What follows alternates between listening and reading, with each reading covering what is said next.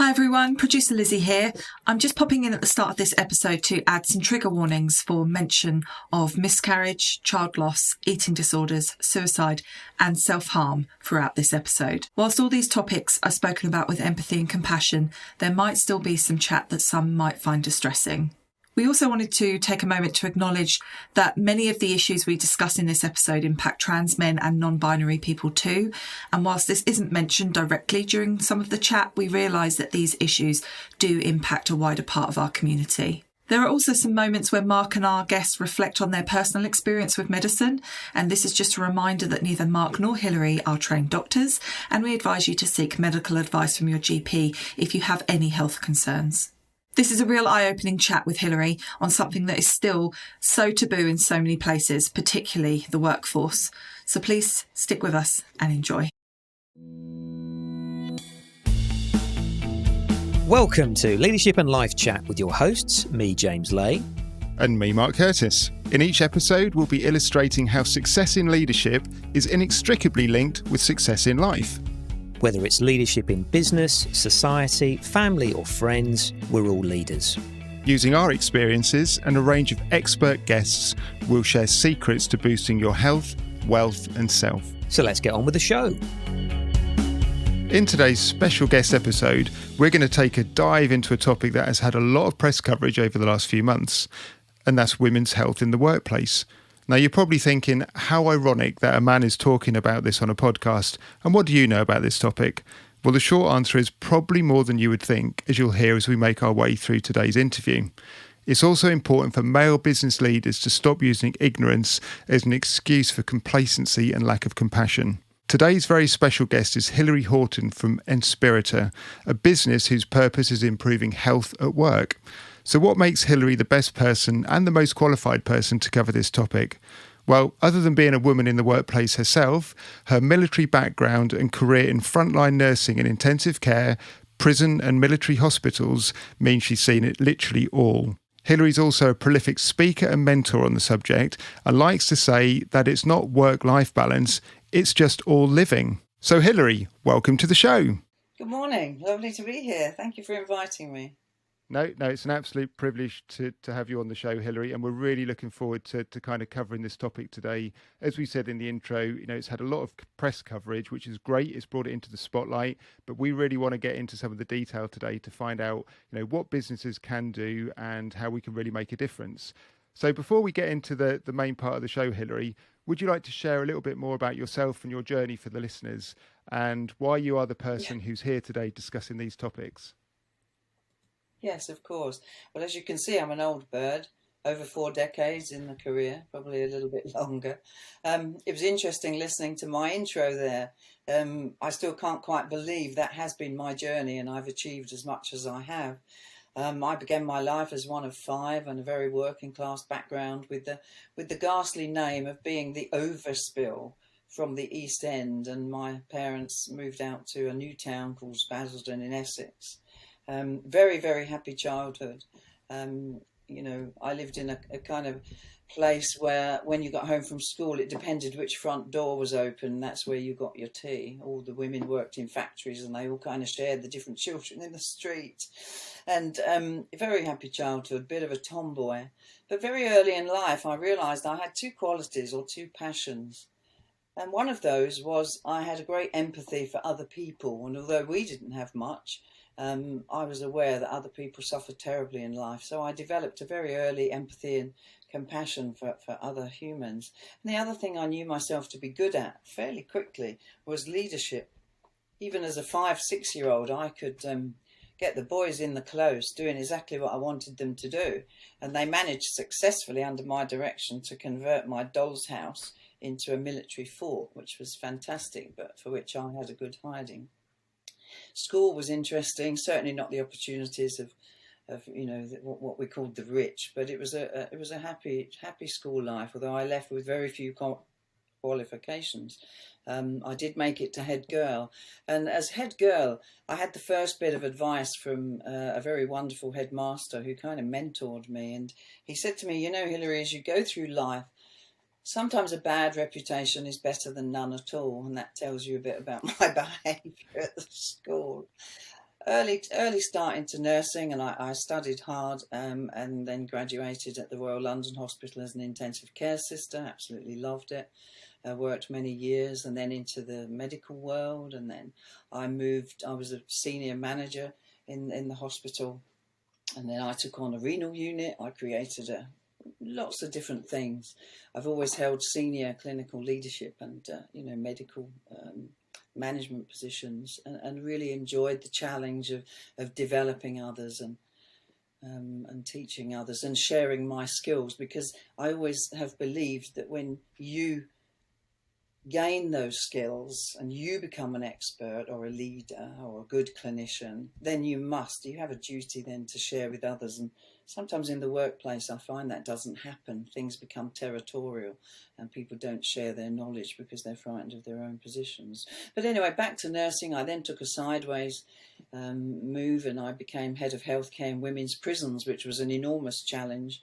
And as you can imagine, after so many years as a nurse, you think you know everything there is to know about health, and then I meet the very marginalised group of society, in this case women, and I realise it's a whole new learning package, and I was taught about something I'd never even heard of called self-harm, so big awakening. But I did go on to study that and delivered many presentations on the psychology of women being isolated from families, and particularly their children, so I learnt a lot there about women's health. And reflecting back on my childhood, if somebody had said to me, age 10, one day when you grow up, you'll be in command of a military hospital with 70, 80 people in your command and looking after, injured war people, I wouldn't have believed it. But that is in fact what happened. I joined the reserve officers first. I was accepted as an officer to my great surprise, and soon took command of a flight. And then eventually, as we all know, the war broke out in Iraq 2003, and I find myself in Al-Amara in command of a military field hospital. And this is all about accepting opportunities, trusting people that believe in you, and going with it no matter how nervous you felt. Unfortunately, following my experience, which was incredible in the military, I did suffer some mental illness, but thankfully have recovered and now happily speak on that for the benefit of others. So here I am now. We met, didn't we, with me speaking at a public event, and I am still in the workplace. My role now is looking after individuals, advising employers and employees about how to get the best out of each other, as well as producing the product or providing the service. Yeah, thanks, Hilary. What a fascinating journey you've been on, and you were very open about some of the things you've experienced as you've gone through that journey.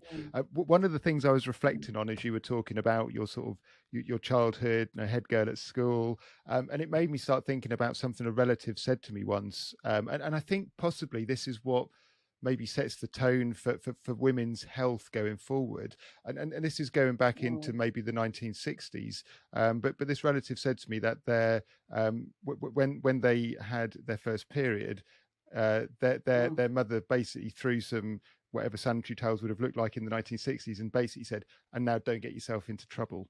And that was almost their opening to womanhood, if you like. And I'm sure things have moved on in the last 50 years. But I still wonder how much of the tone is set at such an early stage with women and women's health, especially around monthly cycles, that it just impacts for the rest of their lives. And also, it's almost a taboo subject people don't talk about. No, I agree, and that's a really interesting point, particularly made by a man. I remember my first period. I'd fallen off my bike and kind of hurt myself in the sort of genital area, if I dare say the word. And suddenly there was evidence of blood, and I ran to my sister because my mother was very unsupportive. And I said, "Oh God, I've hurt myself on my bike." And she said, "No, silly, that's a period." And she threw a packet of these ghastly looking things with straps on the end called Dr. White's. And I said, "What do we do with those?" And she went, "Oh, just put them in your knickers. It'll happen once a month forever." And I can remember being quite afraid of this, and it's a little bit invasive. And as we know, unfortunately, there are all sorts of mental illnesses and eating disorders all associated with this transition from this kind of girlhood to womanhood, if you like. And as you rightly say, if we think about how technology has changed medical care, and everything's different now, and nurses work faster, patients are in hospital for shorter times, but what has never changed is pain. A patient's pain and distress is as it was when I was 18, 45 years ago.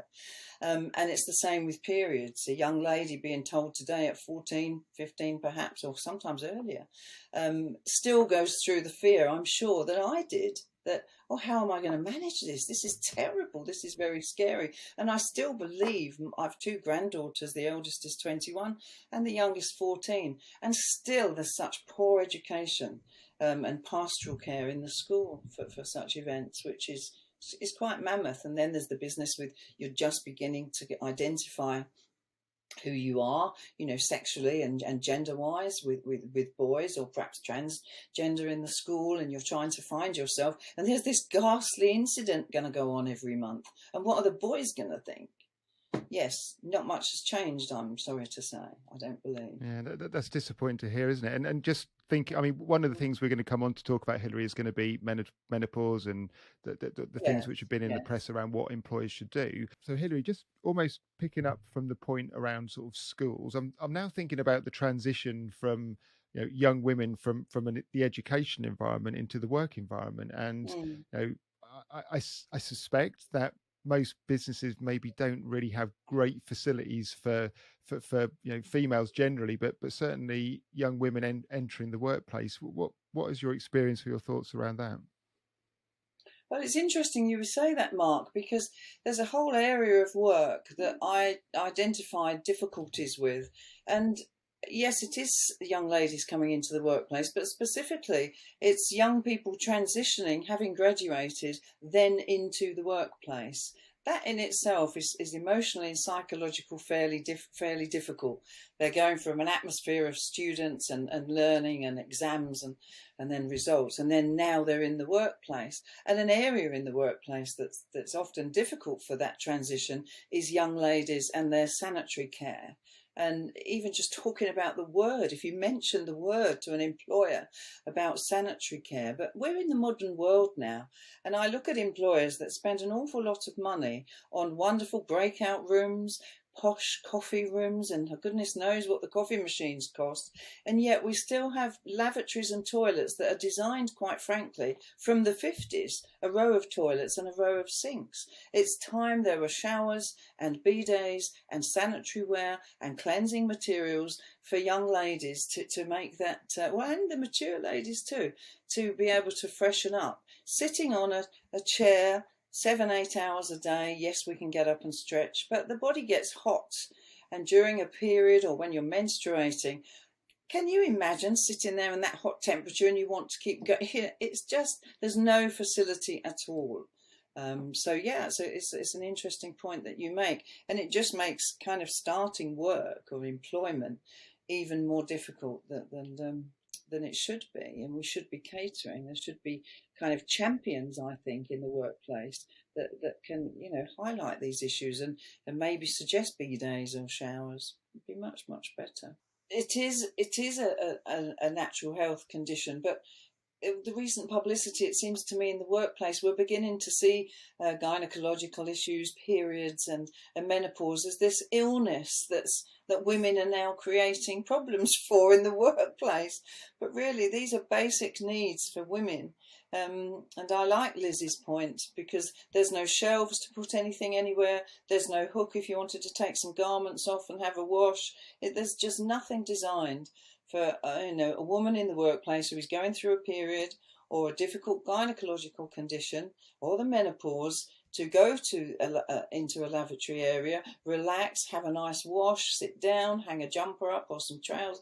There's just nothing. And this really doesn't, if the employers are serious and they do care about their employees and creating an environment that's conducive to health, happiness, contentment and managing work, they really need to be serious about the provision for sanitary care in the workplace. Do you know, I mean, just sitting here talking, I'm just sitting here thinking, I can't believe we're talking about the Western world. it's like, this is just unbelievable, Yeah. isn't it? We're a civilized society, in inverted commas. We're in the Western world. We have, despite all of the problems, we have immeasurable wealth compared to the most of the Yes. history of humankind. And here we are Hmm. still talking in 2022 about, as you say, Hmm. Hilary, it's not a medical condition. This is just nature. Yet we're Yeah. just not providing an environment which is conducive for half of the population of our workplaces, the country. And there's going to be outliers. There's going to be 20% of businesses out there who are all over this. They've worked it out. It's about the well-being of their people and well-being in the wider sense of that word, rather than just Mm, providing some kind of mental health mm, program and training. This is a much wider topic, and here we are yes. talking about this. And Yeah. I'm looking at this thinking, from what you said, like toilet facilities, Hilary, from the 50 years old, they're not dissimilar to what they were 50 years ago. Rows of toilets, rows of No. sinks, and it almost feels like we've come through those, like the 1970s, the 1980s, where everything was very male dominated. Businesses were led by men, Mm, and male dominated this and mm, male dominated that, and it almost feels that whilst we've moved in some areas, this area we're talking about today has just lagged behind. It mm, just doesn't feel to me, yes. from what you're saying and what that modern business has kept pace with this. So this is almost, it just feels like it should be Mm, something businesses are considering.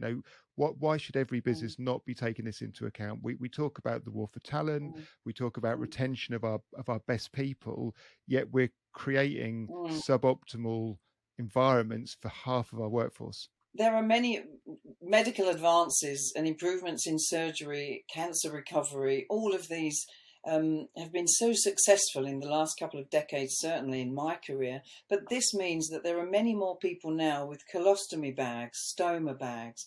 People don't urinate normally like the others. They may have a bag. And again, where are the facilities for these people to sit and perhaps have a wash, change their bag discreetly? They don't want to be doing this at a sink that anyone else is going to be cut, but that's what they do have to do. And to take it even further, we have a good majority of people now in the workplace. In fact, sadly, the number is 1 in 10 of people that self-harm.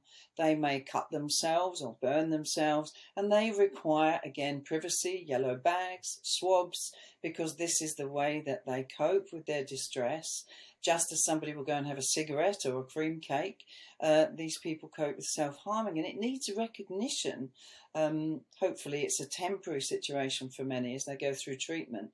But if we're expecting them to continue at work, then we need to facilitate their care. And I've advised many an employer and definitely provided wound swabs, privacy areas, yellow bags for such people to carry out the self-harm that they need to do to keep them in the workplace.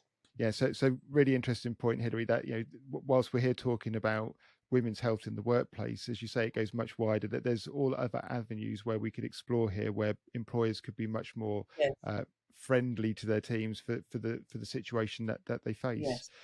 So what one area which we Mm, definitely want to talk about, we talked about it in our pre-interview chat, was really the headline news over the last few mm, months around the menopause, and how businesses should be mm, menopause friendly. They should have policies in place, and I really wanted to explore your views on that, your thoughts, whether having mm, policies almost mm. alienates people and makes it stand out, whether it should just be part of how we operate as businesses without having to have specific policies. Just really interested in your experiences and what you found around that area. An interesting subject, menopause, and much neglected.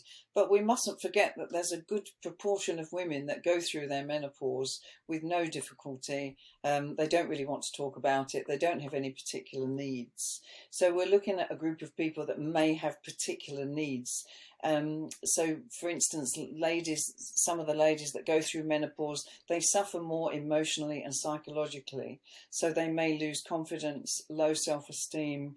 They change how they see their body image. They suddenly don't feel as kind of glamorous and as well and as positive in the workplace. They can get brain fog. They can their cognitive skills, decision-making skills can change, and this can lead to them having poor appraisals or disappointments in their work. And they don't really want then to say to the manager, well, I think it's to do with the menopause that things have changed. Hormones go up and down enormously in women's lives. And I think there's nothing wrong with having policies that make managers, males and females, aware of what the menopause does involve. For some women, it can be weeks, and for some, it can go on for over a year. And I hear voices shouting at me saying, oh, or it can go on for many more years. So everybody's different. So, but what I don't want to see, or I wouldn't like to see, is that it becomes this illness that these people must be treated differently and almost discriminated against. So, okay, you won't be able to do this project with your menopause and your difficulty with cognition. You know, we have to be careful. We don't want to label people that they're not able to fulfill their role, but we do need to make some allowances for poor sleep, poor diet, some fatigue that might associate, there may be pain. So an awareness certainly, but not discrimination, and make this a group of people that are kind of impacting negatively on the workplace. But certainly there needs to be an awareness. But then we need to think about some of the religious groups and the religious beliefs that wouldn't be happy talking about their kind of intimate health, if you like, or the gynecological health with a man in the office. So certainly there does need to be guidelines and policies so that all are respected and valued. Yeah, I really like that point, Hilary, about the, not making it into something bigger than it needs to be, and alienating people in that process. I think that's one thing we certainly within our business, we never try to alienate people. But why would you want to do that? It's just not productive for the business or for the individuals. But having procedures, policies in place which educate people. I guess it's an education piece as much as anything, isn't it? And I'm nearly 48 years old now. My wife is the same age as me. Probably Glenda wouldn't thank me for saying that. She's perimenopausal at the moment. I think that's the other side of this, isn't it? Which is, whilst it's something which the female goes through, if you're in a close relationship with that female, you go through the process as well. So, I know exactly, I get Glenda's fatigue, I get her brain fog, I get those bits she's going through, because she tells me, we talk about it, which makes me more sympathetic than in the workplace. I don't need a policy to tell me. I recognize that because of what I'm going through in my own personal life. And so I think whilst it's the female who goes through it, men are affected because they're in relationships with people who are going through it as well. And I think sometimes that's overlooked as well.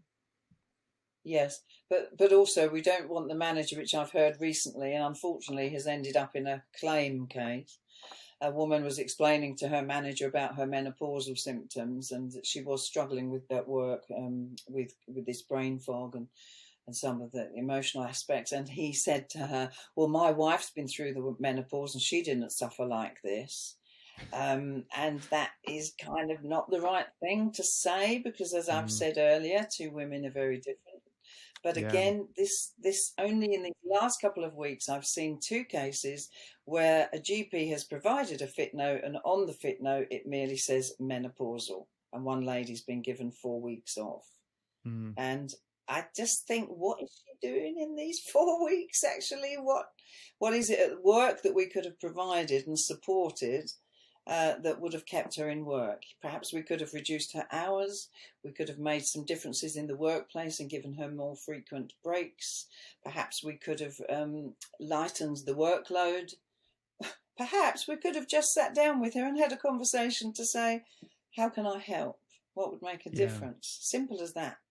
So women are still embarrassed to say, these menopausal symptoms, I haven't slept all night, I feel angry and distressed, I don't know why, I'm tearful and I don't know why, I know that I just can't be at work. Now we need to just understand that and have a conversation and say, okay, well, why don't we go home? Let's look at tomorrow. But she's found advocacy in the GP, and the GP, who's very busy and doesn't really want her back the next week, will easily give a fit note that says, well, let's keep you out of the workplace for a month and have a rest. Thanks for that, Hilary. Really interesting points. As you were talking, a couple of things sort of came into my head as you were talking. The first one is when we had our internal mental health awareness training for managers and senior people at Larking Gowen.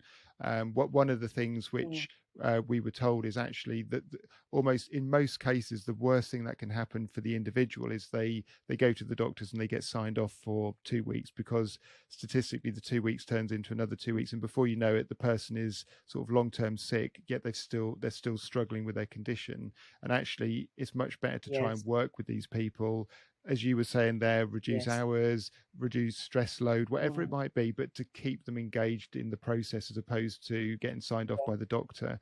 So I think that really resonated with me from what we've had on the mental health awareness training as well. So that was interesting. The second point, as you were talking, I was thinking, Glenda, my wife, was telling me once she was listening to a podcast with a medical doctor, and it was very much around menopause and lady issues. And I think the stat Glenda told me was that 80% of women who are going through the menopause, who go to the doctor with symptoms, the doctors diagnose them with depression and anxiety, and 80% of them end up going on to Valium or Prozac or some antidepressant drug rather than getting HRT treatment, which is actually what they need. So there's almost a disconnect between the symptoms and what the medical profession are doing, according to this podcast we were listening to. And that takes me on to a whole new subject, which I'm very passionate about. And I first saw the dangers of in the prison service when I cared for mostly young females, although some kind of menopausal age. And that was how many of them were sedated. And my long experience in healthcare has informed me of just how sedated a society we are. Unfortunately, there are not tablets for divorce, for separation, for debt, for losing a house, for being menopausal. But the GPs and some of the traditional medicines, I hear them shouting at me already, prescribe medication that actually can be more harmful than beneficial, and can often hinder progress in going through the menopausal phase than help. And, we are a medicalized world. The first line of treatment does seem to be medication. I daren't go into the realm of the pharmaceuticals and the wealth of those companies. That's a whole new area that I'm not expert enough to talk on. But one of my missions in when I was head of healthcare in women's prisons was just to actually identify the personalities of women I was caring for and try and get them to stop with the psychiatrist, stop all the medication they were on. And there were some very interesting revelations. Some of these have been medicated since 13, 14. And here they were seeing life really for the first time. Of course, there's a place for medication, and some of the menopausal symptoms do require analgesia or antispasmodics or anti-inflammatories. I know that. But we must not blanketly treat people. If we go into the realm of women that suffer with gynecological conditions, particularly something like endometriosis, these require individual, tailored, bespoke care, not across the board medication, which I so often see.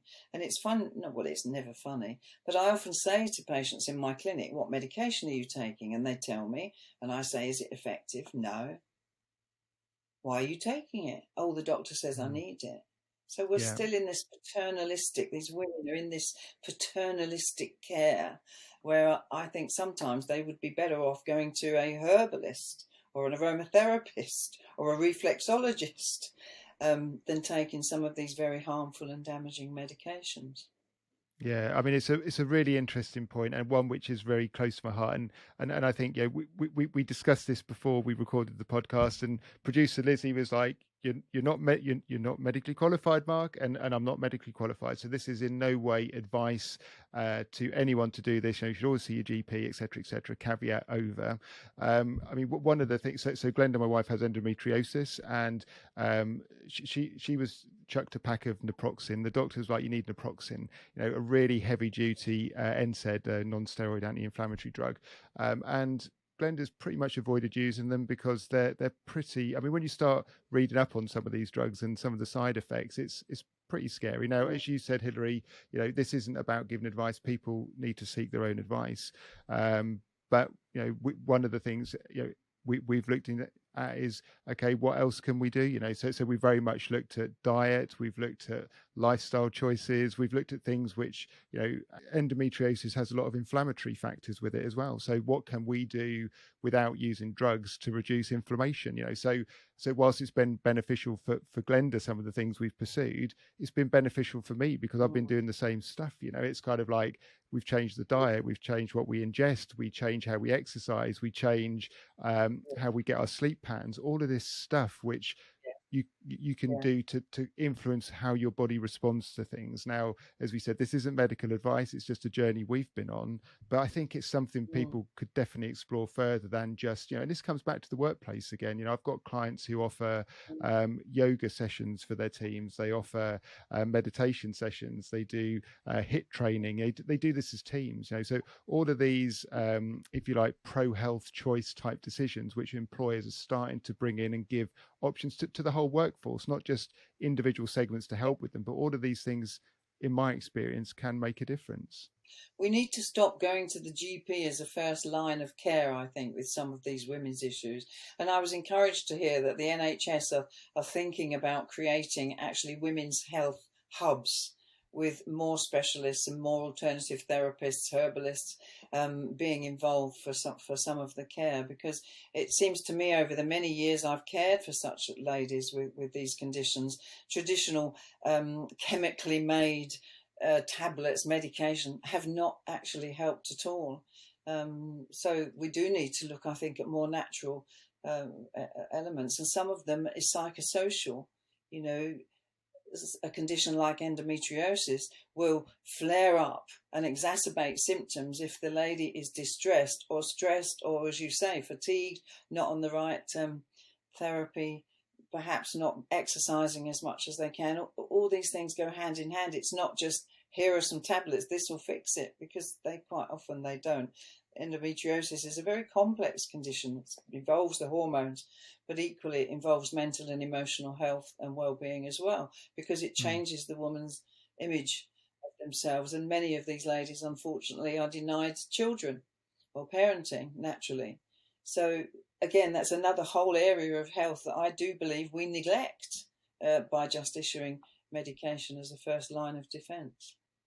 So yeah, I think really interesting points there, Hilary. And the one, as you said, there's knock-on effects with this stuff, isn't there? It can affect fertility, whether people have children, families, which has knock-on psychological effects onto people. I think what this brings home for me is, and clearly it's a personal journey for me as well, as as we've touched on already in the podcast. But it really does highlight, doesn't it, that everyone is going through something. Very few people in any workplace is on a completely even keel for much of the time. There's always something which is coming along to unsettle that equilibrium, and it could be health, it could be relationships, it could be anything, couldn't it? And this is why we just, I think, as an employer and as someone who is able to influence to an extent the environment which people operate within, we have to be sympathetic to everyone within our teams, because we never know what's going on behind the scenes with people. That's true. We talk a lot about diversity and inclusivity at work, and of course we must be that. We must always be that. But quite often we're ignoring that. Another example of care or people I see in my clinic are those with eating disorders, so maybe the obese group of people. And one lady, I did a home visit not long ago to her, and she is struggling with eating disorders and fitness and mobility, and I'm trying to get her back to work. And guess what the reason is, or one of the reasons that she feels difficulty at work? Because every week somebody's either celebrating something, there's masses of cakes and celebratory things and drinks, or everyone's going out to have a big lunch, and she feels embarrassed because she doesn't want to partake in this, but she doesn't want to be seen. Again, this is a health need, and she's being excluded from the workforce because we're not taking into account. She's too embarrassed to talk about the treatment that she's having. She's actually having bariatric surgery and some care with her weight management. But, we talk on one hand, it's a bit like the toilets. We talk about caring for all the employees, but we're not actually doing what we say we're going to do as employers. And this lady would quite easily be at work if she didn't have to face the barrage of cakes and carbohydrates twice a week that occurs in her office. Yeah. We had another guest on the show, a guy called Chris Anthony, who's a sales exec at Salesforce, a global online business which employs 70,000 people. And Chris came on under his guise of the sober executive, and he was talking very similarly around alcohol and drinking cultures in work environments as well. So as you say, it's kind of, it's not on one hand it could be food, and we've got 20% of our workforces who are having issues around food.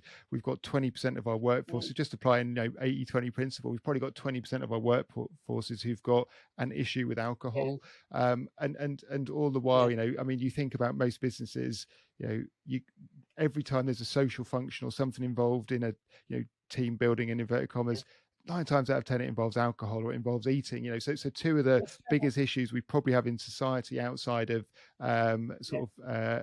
probably drug use, maybe, we actively encourage in the business environments, don't we? It's bizarre, really, when you stop and think about it in this context. Well, we do encourage the drug culture in some ways, because I come across individuals in the occupational health clinics, and they're kind of self-treating. They're under so much pressure at work. They're doing long hours. They're doing extended work. They're clearly accelerating to a burnout of some sort, emotionally or psychologically. So what do? They live on cocodamol tablets, perhaps, or they're drinking these high caffeine drinks. They're snatching at food. They're not sleeping properly. And when people become stressed, they work faster and what they think is smarter and longer, but actually their productivity is zilch, because they're struggling now with their mental health. And I unfortunately see a lot of people on home visits that are completely collapsed and burnt out, having self-treated for so long.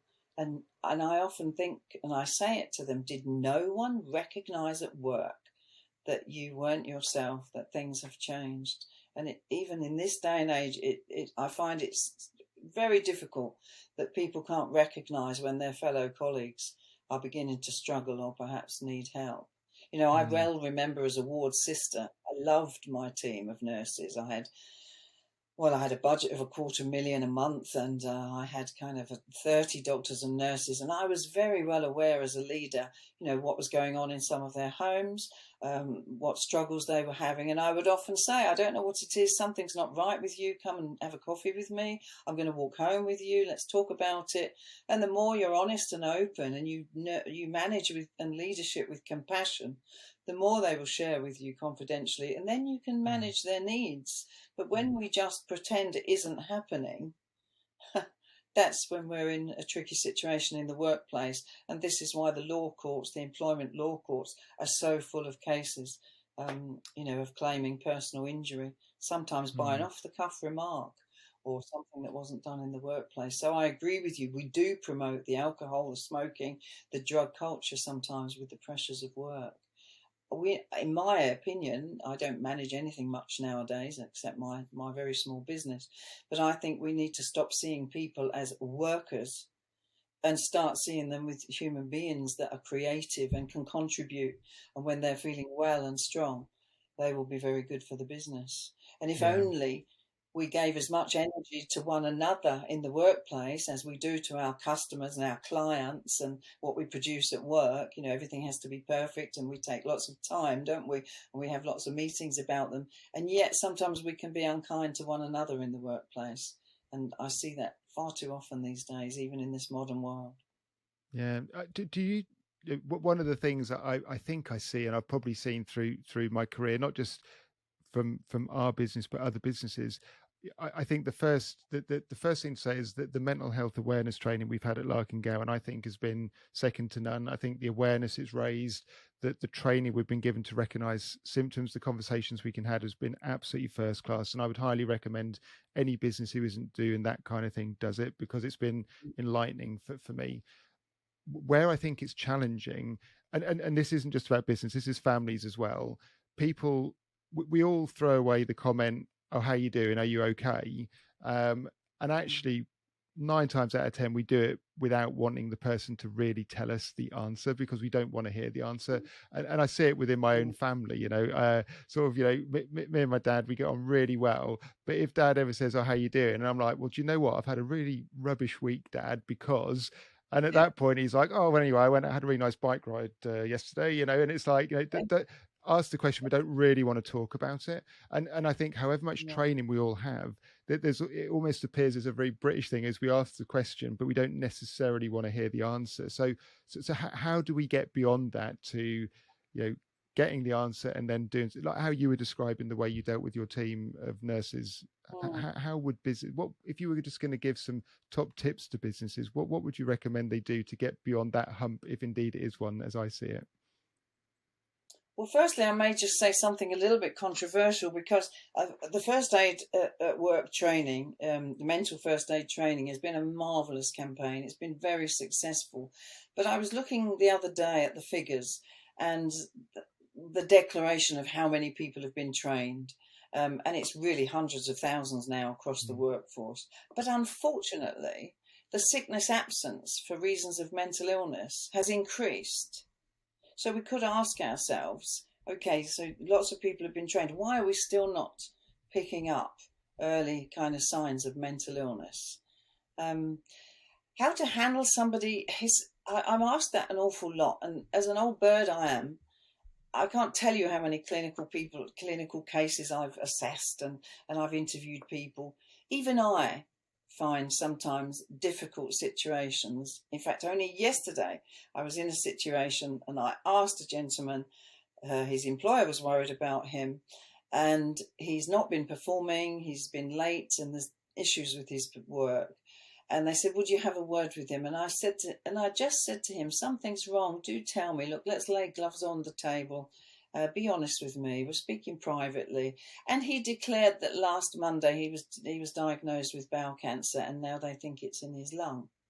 Now, and yet, well, I said to him, "Oh, you couldn't talk to anyone at work." He said, "Well, no one's asked me." And yet they've observed that his work isn't right, and they know he's not very right, but nobody has had the courage to sit down and say in that just private talk. Now, I know I'm clinically trained and I know how to cope with that conversation going forward, and I do understand it's very difficult for people to ask such questions. But along with the mental health awareness training, I would like to see a little bit of role play sometimes where we could practice. It's a bit like the belief that if we talk about suicide, we may exacerbate somebody or accelerate them towards committing suicide. But actually, the opposite is true, as we saw by that wonderful example of the man on the bridge. Do you remember that? Westminster Bridge? A man was about to commit suicide. In London, in the middle of rush hour, he was sitting on the edge of the bridge. Everybody was whizzing past, going to work, carrying on the traffic and the footfall. And one gentleman climbed over the fence, and all he did was sit next to this individual. And then they began the conversation, and the man's life was saved. Sometimes it's just being present, being near people, and being aware that something is wrong. Maybe you don't want to talk about it today, but how about we have a drink tomorrow? Why don't we walk home together? Or why don't we don't have to do it today, but just put the seed there that you have noticed something isn't right and that you're there to confidentially speak with them. But role play is very useful in practicing some difficult conversations when it comes to mental illness. Yeah. And as somebody who suffered mental illness myself, I have suffered, as you said, I've suffered mental illness myself over a period of many years, and I was able to mask it, including suicidal feelings, from work, from family, from everybody. And nobody kind of picked up on me disappearing or me not coming to events, or I wasn't quite the same at work. Not once, not ever did anyone ever say to me, "Hilary, are you okay?" And as you quite rightly say, Mark, we often ask people if they're okay, and we don't really want them to say, "Well, actually, I really don't want to be here," do we? No. So just being near somebody, giving them an introduction to talking and taking time with them can be helpful. Yeah, but it's not an easy subject, I know that. Absolutely, yeah. And a couple of things there. Role play, I'm with you. I love role play. I was fortunate enough to see Sir Clive Woodward do a keynote speech at a conference once, and he talked about the importance Oh, of role play. And he put it in the yes. context of the England rugby team and the World Cup winning squad of, was it 2003, whenever it was Right. now. And he said Yeah. they did a lot of Yeah. classroom-based training where he would have a clock on the wall, which would have how long was left Yeah. in the match, the time in the match. He'd have a scoreboard, which would have the Yes. score, and he'd have a field position with Oh, like the magnetic bits on a whiteboard. And he would the whole squad would be in the room, and he would call one up to the front, and he'd say, right, so Johnny Wilkinson, this is the clock, this is the score, this is the position on the field. Tell everyone else what we're going to do. And he said that oh, by doing that, he said you create the same psychological impact as if you're actually on the field, that the emotional feelings are the same, and you can wow. see in the Yes. classroom Yeah. who's going to be able to perform Yeah. under pressure and who's not, and you get them used to it, even in a classroom based environment. So ever since I heard that, I'm a number one fan of role play, but people hate role play. Yeah. Well, they think they do, but I've delivered a lot of manager training, and I always say to them, "We're going to do role play at the end," and they groan and they fold their arms. But then when I've had the feedback from these sessions, at the end it says more role play would have been helpful, because how I used to set it up, I haven't done it for a while. COVID changed things, but I'm the difficult patient, the difficult employee, or I'm the one that's tearful. Um, and the manager is doing a return to work interview with me, and believe me, I make it very difficult. And then we analyse what could have been said or what would have been better, and I help them. And we've had some very successful training with managers on how to deal with sensitive interviewing. Yeah, It's because, and a very bit like powerful. Sir Clive Woodward, when it comes up, they then practice. They know how to do it in the real world. Yes, yeah, they do. Brilliant. Yeah, The yeah, the, they the do. other the other For really instance, interesting. I was an employee once, and a manager had said that he'd found it very difficult to speak to one of his employees who'd returned after a miscarriage. Now, we know what a terrible loss miscarriage is and the distress of bereavement. And I was the person, and he was nearly in tears at the end, because he said, "I never realised just what you have been through. I haven't had a miscarriage, but I've cared for a lot of people that have." And in that instance, he now feels confident that he could choose the right words in a return to work interview that would support that individual coming back to work after such a distressing event for them. The second point where you were saying about where we were talking around the people ask the question but they don't necessarily want to hear the answer, and then if they get the answer they don't necessarily want to do anything with it. It just reminded me, I was listening to a podcast the other week, and the guy was talking, he gave this is a documented study. There was some priests in training who, as part of their final course, they had to give a presentation to the powers that be on the story of the Good Samaritan and how it relates to the modern world.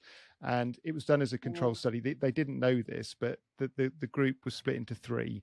A third were told, right, you've got plenty of time to get to the lecture theatre, so take your time, relax, and go and do your best. The second group were told, you're really short on time. You might just about make it to the lecture theatre, but just go and get it done.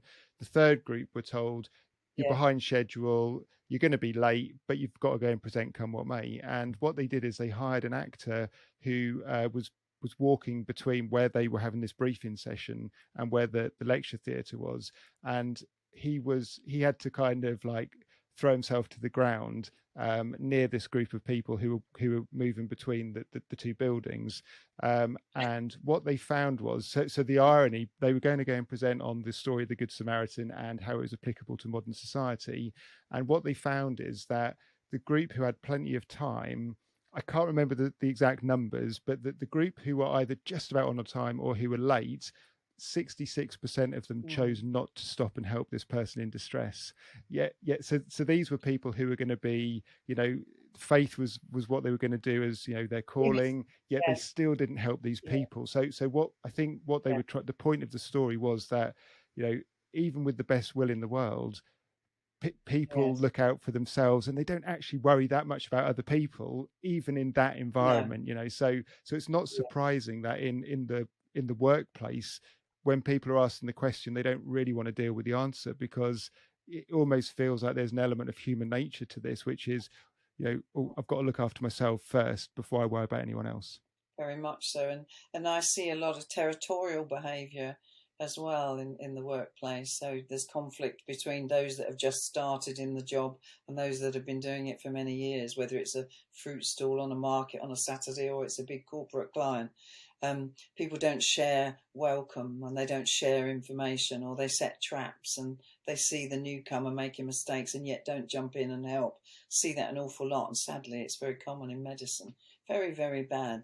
How do you feel about yourself when you've behaved like that? I don't know.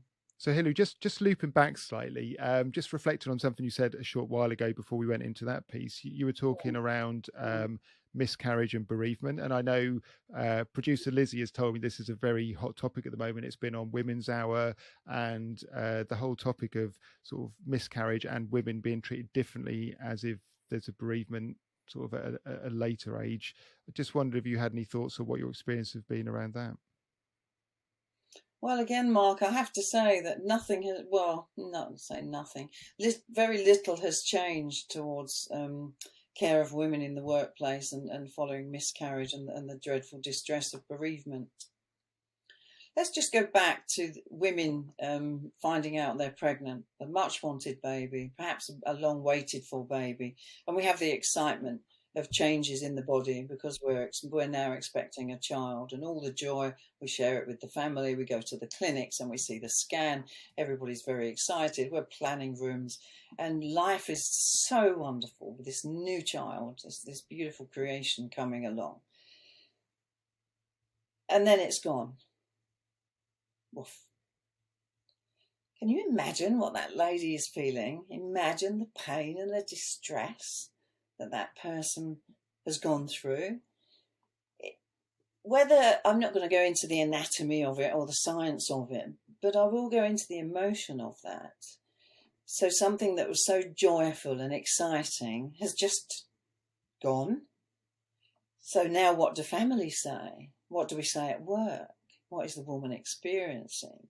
And for us to then say, well, that's not a bereavement. It wasn't really viable with life. That doesn't matter. Because in that woman's mind and in her body and physiologically, that child was real. And now it's not. We can compare that to a woman with a 2, 3, 4-year-old child who sadly loses that child from illness or car accident or some tragedy. Who are we in the workplace to say there's a difference? There is not a difference. My experience of women coming back to the workplace after miscarriage is always very sensitive. How well is she? Do we need to do more bereavement care? How is the partner? What are our responsibilities as an employer? Can we expect her to come back to the full role she was doing?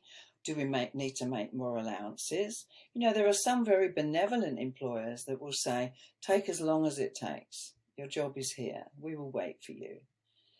But then in the next breath, that employer will deny a childless couple a day off because a dog has died. So can you see there's no kind of,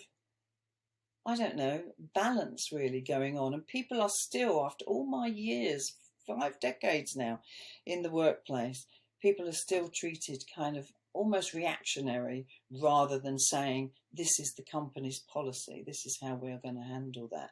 But make no mistake, as a nurse of many, many years, I can tell you a miscarriage is a major bereavement and loss in that woman's life. Sometimes more and more, and then eventually no child at the end of it. Very difficult journey.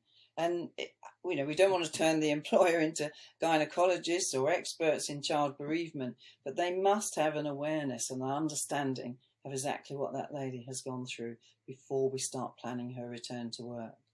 And it may be she comes back to work and we need to go back to the drawing board because actually she hasn't recovered and more psychological or emotional care is needed.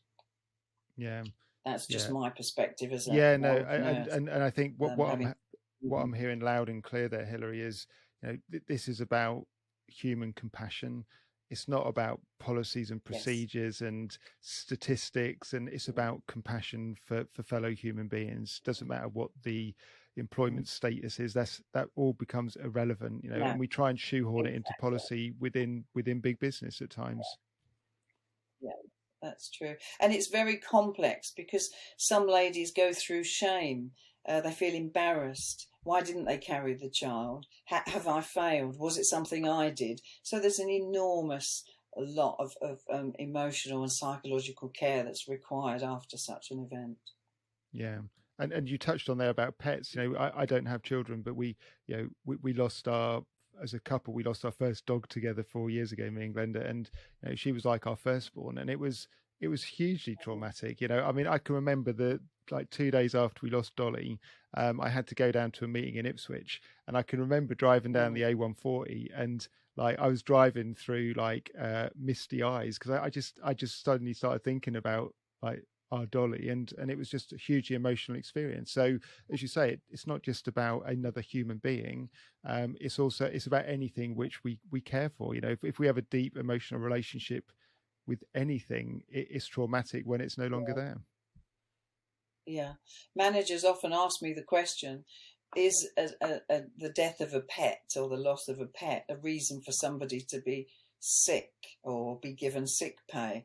And a part of me, as a very compassionate individual who has loved her fellow humans all her life, I think, why are you even asking that?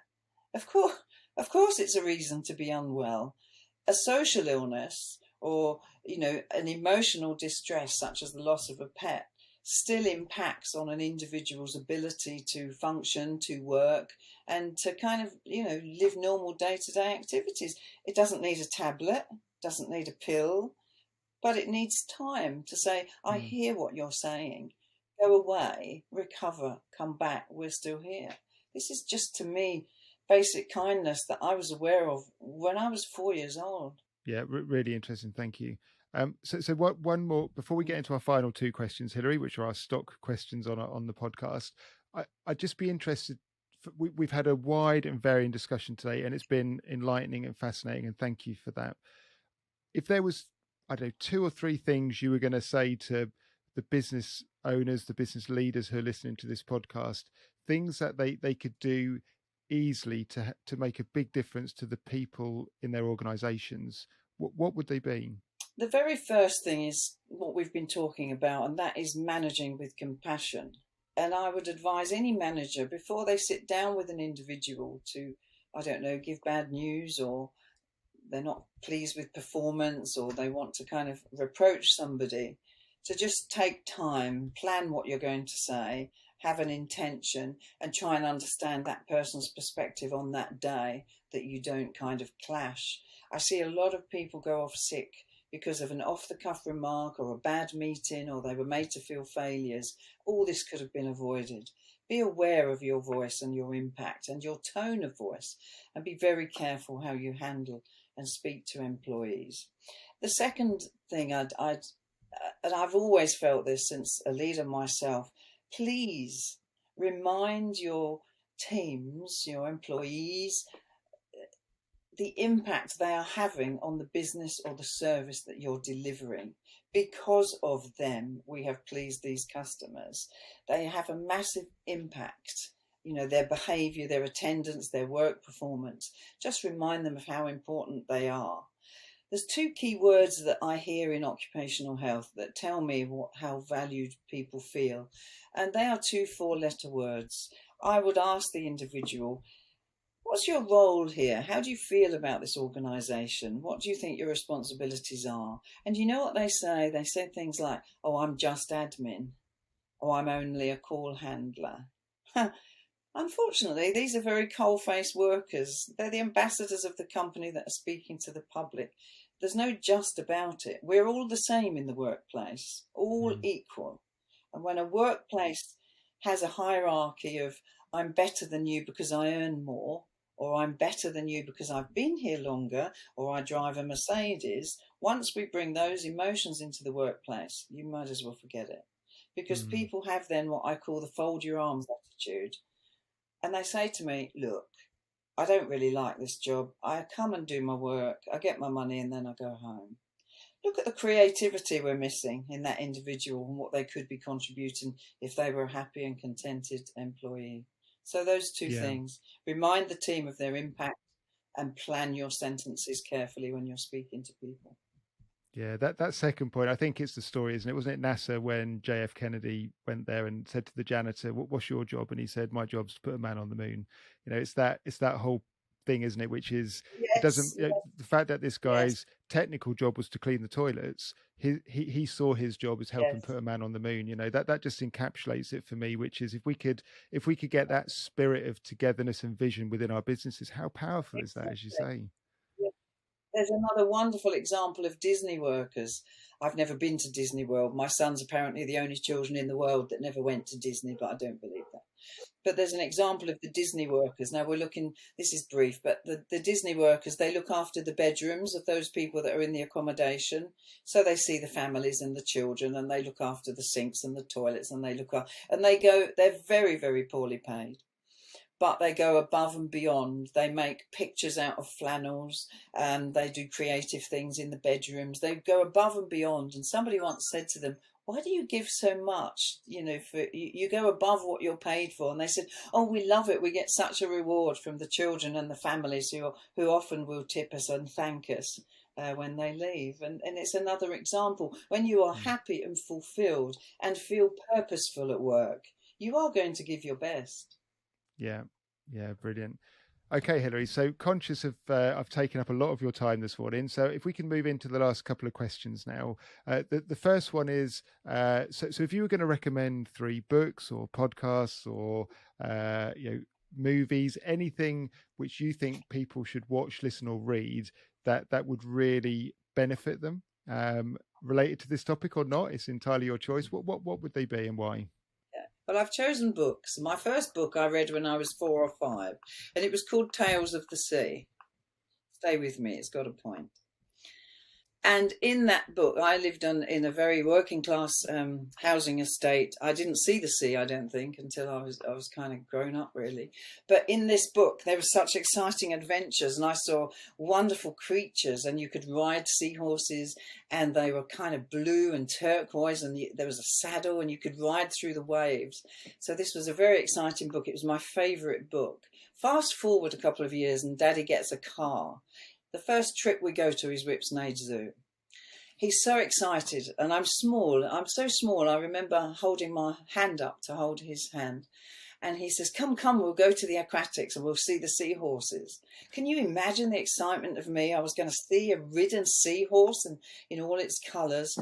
And, across the screen, across this little tank, was a little 2-inch brown, dirty-looking creature. And I was like, no. And that distressed me. It was my first big disappointment in life, but it taught me never take anything at face value. I went home and I completely destroyed the book. I never wanted to see the seaside. And that's the first book I read, and it was a lesson for me. Challenge, question, ask, never take things at face value. A second book I highly recommend people read is called Man's Search for Meaning, and it's by Viktor Frankl, who was a Jewish psychiatrist who finds himself in Auschwitz, having lost all his family and possessions. Well, we can imagine, can't we? We know the stories of such poor people. And he thought to himself, well, they've taken everything from me, but they can't take what's in my mind. And this book is all about our attitudes. And when events happen to us, how do we behave? It's not sometimes the event that's so damaging, but it's our attitude to it. And it's a really, really interesting book. I read it in my 30s. I wished I'd read it in my 20s. The next book I'd recommend is one I'm reading at the moment, funny enough, and it's by Helen Rappaport, and it's called In Search of Mary Seacole. Now, Mary Seacole was a black Jamaican herbalist come nurse who, despite all odds of kind of slavery at the time, she was born in 1805 and she lived her life. She clashes with Florence Nightingale as a nurse because Florence Nightingale won't recognise her skills. But Mary Seacole was one of the first people to realise that with all her potions and lotions from Jamaica, that sugar actually healed wounds. And she was very prominent in the Crimean War, and although Florence Nightingale wouldn't let her help, she went out alone in battlefields and helped some of the dying men. And there are some amazing stories that this lady has carried out, caring for these men with her herbs and her sugar. 200 years later, I hear at last we are now recognising the value of honey and sugar in the healing of wounds. And again, it's an inspiring book. It's a woman against all the odds. I haven't even mentioned the slavery and the racism that she faced. And yet she did a lot of good work in Panama, and she died almost unrecognised. And the nursing profession has just put up a statue for her outside St Bartholomew's Hospital. But it's a great history book. It takes us to Jamaica and then to the Crimea. It's a very, very good book. Yeah, thank you. I mean, the second book, Viktor Frankl, what an amazing man and what an amazing read. And every time I find myself thinking, oh, this is awful, this situation I'm in, or I can't believe this, I just always say to myself, Viktor Frankl, it's just one of my triggers in my head. As soon as I say it, it puts it in perspective, and it's like, basically, get over yourself, Mark. There's nothing here to worry about. So I really, that's a fantastic book. I would recommend that as well. Brilliant. And the third one, it's really interesting, isn't it? How close-minded we are as humans, how we group together if there's something which is a bit different from the norm, like this sugar, how can it possibly work? And I read another story. I can't remember the guy's name. He was a doctor, and he was observing this is obviously going back a long while in history, and you may know the story, Hilary, with your background, but he recognized that in the hospital where he was working, there was higher infant mortality rates for the child and the mother during birth when the doctors delivered versus when the nurses delivered. And and he observed that actually the difference between the two is that the nurses were washing their hands, and the doctors at the time would maybe go and doing a post-mortem and then coming in and delivering a child. And he recognized, he didn't know why, because it wasn't understood at the time, but he just recognized anecdotally that the nurses washing their hands made the difference. And he was rounded upon by the medical profession at the time, and he was actually arrested and put in prison. And the irony of it is he actually, I think he died of sepsis in prison, and he was it was 50 years after his death, wasn't it? He was recognized that actually washing hands, basic hygiene, was really important in the medical profession, and he was revered and honored within the medical profession, yet they led to his death, and it's just this close-mindedness again, isn't it? And we need to love our fellow man more and listen. Yeah, and not assume we know the right answer all the while. So on to the final question now, Hilary, and then you're free to go. If you were able to transport yourself back in time and have a chat with an 18-year-old Hilary, what three bits of advice or pearls of wisdom would you try and impart on yourself? I think the first thing would be there's going to be a good trip and a bad trip. Life is one long, well, not very long. It won't last forever, but try and accept the kind of rough with the smooth. You will get through some of the bad times, and sometimes in adversity is where opportunity lays. So when things seem terrible and seem bad, that there can be a real reason for it, and take the opportunities. The other thing I've always tried to do is and I would advise Hilary at 18, always give your whole self. It doesn't matter how big you are, how small you are. It doesn't matter what you look like or what your hair is or what you're driving. You are the person that matters. And you'll get more from the world if, when you're asked to do something, whether that's a relationship or it's work or friendships or parenting, give your whole self to it, and the rewards are huge. The other thing I would always be mindful of, and I will tell you about Hilary at 18, what's your attitude? When things don't go well, or relationships are not successful, or things are not as you want them to be, reflect back. What part of you were responsible for that? Could you have handled things differently? Learn from situations and go forward. And we're probably on to a fourth one, but living a purposeful life, that when you come to kind of the, I don't know, as I say, I'm in my 60s, late 60s now, and I look back and I think, yeah, I've made a difference. I made a difference to people, and I've lived a purposeful life. And I'm glad I didn't waste those days. And that's not because of all the training and all my achievements in work. It's, I hope, as the human being that I've lived. And whether you are, I don't know, cleaning a park, or you're working on a fruit and veg store, or for a big corporate company, or you're a doctor, try and, value others and live a purposeful life. You are valuable. I never miss a chance to thank the gentleman that lives very near to me, and he's always cleaning and tidying the park. That's his job. He works for the council. And I always say to him, look at this park today. It's magnificent because of you. And that makes a difference. Be kind to people. Yeah, thank you. Do you know, we haven't really met before today, Hilary, but the one thing, that living a purposeful life, it seems to me that you've never shied away from doing things either. So rather than, you're not an if only person. How many people sit there and go, if only I'd have done this, if only I'd have done that. As you said, you've thrown yourself, not headlong, because that sounds irresponsible. You've thrown yourself into these challenges. So you've lived a purposeful life because you've chosen and made decisions rather than shying away from decision making on things. That's what it would appear to me looking from the outside on this. I'm often described as a no-nonsense person, which I don't mind. I've had many nicknames over the years, but it is about confronting truth. This is the situation. This is what we need to do. This is how we're going to do it. And I just advise everybody to find the hero in themselves. Take every opportunity. If somebody believes in you and they want to promote you or give you things, take it, believe it. Too much self-doubt, particularly, I dare say, in young people these days. Need to stop it. That's brilliant. Thank you. You've been so generous with your time, and it's been a fascinating conversation. I've really enjoyed it. We've touched some what could be deemed as slightly difficult areas, but I think they're areas nonetheless which need to get out there because we just need to do something about them as a Western society. So thank you for being so open and honest with your assessment of these things. That's okay. It's been an absolute pleasure, and I thank you for your friendship, both you and Lizzie, the producer. Thank you. So Hilary, if people want to reach out to you and find out more about what you do, what your business does, how they can contact you, where's the best place to reach you? Just my email or my telephone number, which I think you've got my email address. Yep, we'll put those in the show notes. And if anyone wants to reach out to Hilary, then the details will be in the show notes. Great. Thanks ever so much. I hope that's helpful. Absolutely brilliant, Hilary. Thank you. And hopefully we'll speak soon.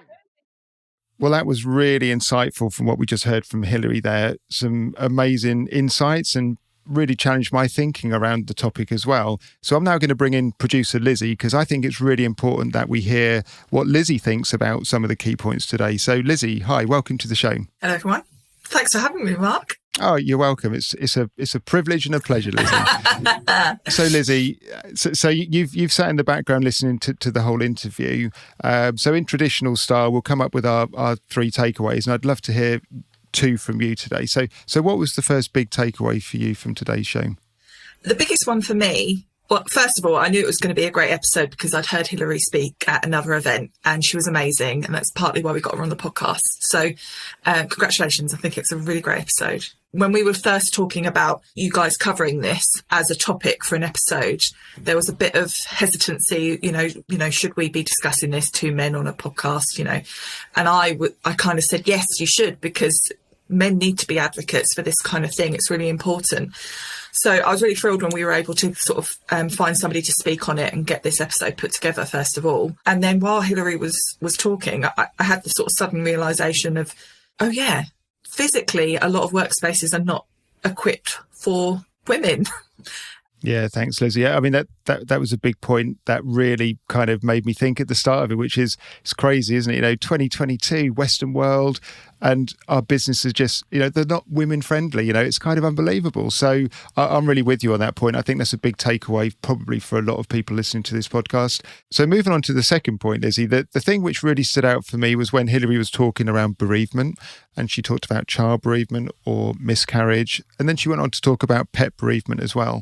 I think the message there is bereavement, and the key point which I really took away was the managing with compassion, which is everyone's an individual. No two people are the same. Everyone responds differently to situations, but it's very much managing with compassion. We're dealing with individual human beings, and we need to take that into account when we manage. Yeah, I definitely agree.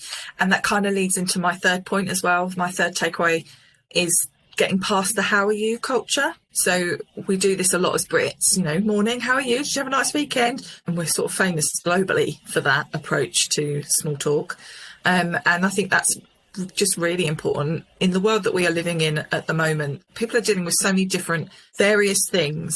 And like Hilary was saying, there will be subtle signs in most people that things maybe aren't okay, that we need to be looking out for. So whether that's people's literal performance at work, or in some cases it can be overperformance. If you've got somebody who's very much a clocking in at 9 and clocking out at 5 person who's very good at their job, very proficient, but that has always been how they work, and then all of a sudden you notice that they're logging in at 7 in the morning and then they're not logging out until 6:30, 7 o'clock in the evening, maybe that's also a sign that something's not wrong. It might not just be that they've got loads of work to do, it might be that they're using work as an escape. There's so many different things that could be going on with somebody. And I think more so, around the effects of losing a baby. So if someone in your workplace has had a miscarriage and they come back to work, you've got to be aware of the fact that that person has just gone through something really traumatic. It's also about just understanding the people that you work with, and getting past the barrier of manager and employee in some cases, like Hilary says, we're all just people, we're all the same. So I think it's a much wider, bigger issue there, perhaps maybe even for another podcast. But I know we touch on this sort of thing. You guys have touched on this before, but I think that that's definitely something that all individually we need to sort of all take on and look at ourselves and go, maybe I should just give that person a call after the team meeting because they didn't seem right in the team meeting, or they didn't talk up, and maybe they normally do talk, and those little things. Sometimes it just can be a couple of minutes of your day and it can change somebody else's. Yeah, really good point, Lizzie. And Hilary went on to say that actually some people don't feel equipped maybe to have the conversation, even though they've had the training. And she talked very much around the use of role play.